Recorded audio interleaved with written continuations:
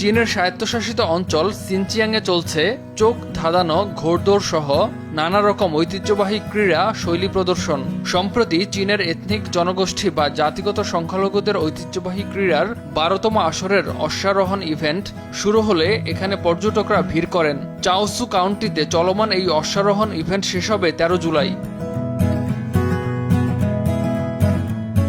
চীনের এথনিক জনগোষ্ঠী বা জাতিগত সংখ্যালঘুদের 12তম জাতীয় ঐতিহ্যবাহী গেমসের মূল আসর আগামী 12 থেকে 30 নভেম্বর হাইনান প্রদেশের সান ইয়া সিটিতে অনুষ্ঠিত হবে।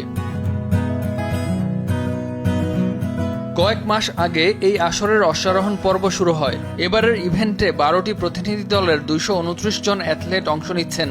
অশ্বারোহণ ইভেন্টের মধ্যে রয়েছে ঐতিহ্যবাহী ঘোড়দৌড়, ঘোড়ার পিঠে বসে তীরন্দাজি, পাইথলন ও নানা ধরনের খেলা। শুধু প্রতিযোগিতা নয়, অনেকে নানা রকম নৈপুণ্য প্রদর্শন করছেন, যা দর্শকদের মাতিয়ে তুলেছে। প্রতিযোগিতা ও নৈপুণ্য প্রদর্শন এই দুই ভাগে বিভক্ত করা হয়েছে ইভেন্ট।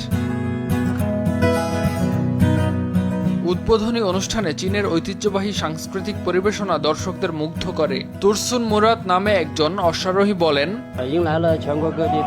আমি আমার ঘরের কাছে এই প্রতিযোগিতায় অংশ নিতে পেরে দারুণ আনন্দিত। চীনের এথনিক জনগোষ্ঠীর ঐতিহ্যবাহী সংস্কৃতি উপভোগ করতে দূর দূরান্ত থেকে এই প্রতিযোগিতার আসর দেখতে এসেছেন পর্যটকরা।